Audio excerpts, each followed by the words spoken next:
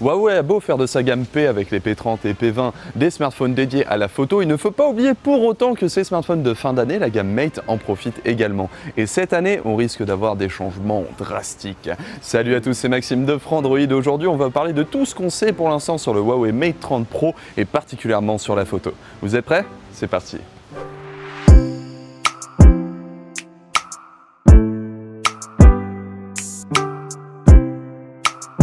L'innovation présentée par Huawei en matière de photo est à voir du côté du capteur principal du Huawei P30 Pro ces derniers temps. A savoir que ce dernier utilise un filtre rouge, jaune, bleu plutôt que rouge, vert, bleu comme traditionnellement. Ça sert à quoi tout ça? Eh bien tout simplement, le jaune leur permet de récupérer beaucoup plus d'informations et de détails lorsqu'on est en situation de basse luminosité. Et ensuite, grâce à l'intelligence artificielle, il retransforme le vert en vert.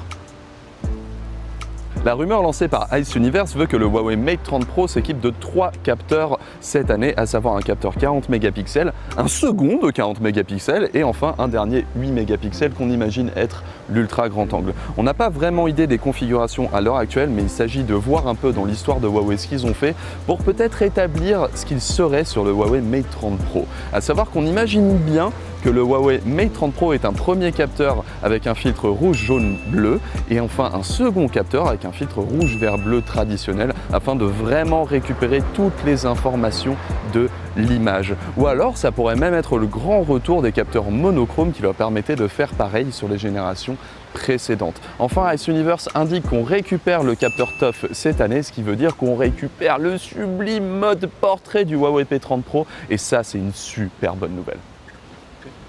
On pourrait se dire, mais qu'en est-il du zoom x10 périscopique qui a été introduit sur le Huawei P30 Pro?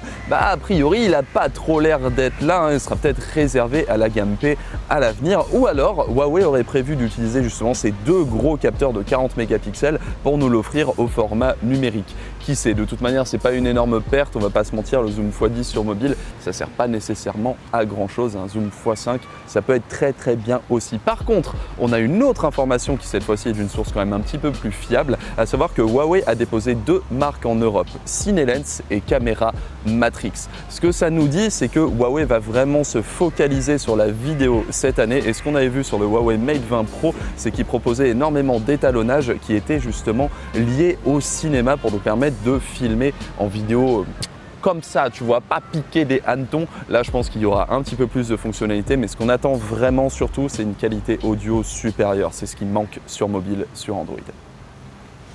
Ce ne sont bien sûr pas les seules informations et rumeurs que nous avons concernant le Huawei Mate 30 Pro, mais vous retrouvez toutes celles-ci dans notre grand dossier en cliquant juste ici ou dans le lien dans la description. En tout cas, merci à tous d'avoir suivi cette vidéo. N'oubliez pas de vous abonner pour ne pas rater aucune de nos prochaines et également de mettre un petit like si vous avez appris des choses et si le Huawei Mate 30 Pro vous intéresse. Quant à moi, je vous fais des bisous et vous dis à bientôt sur Frandroid.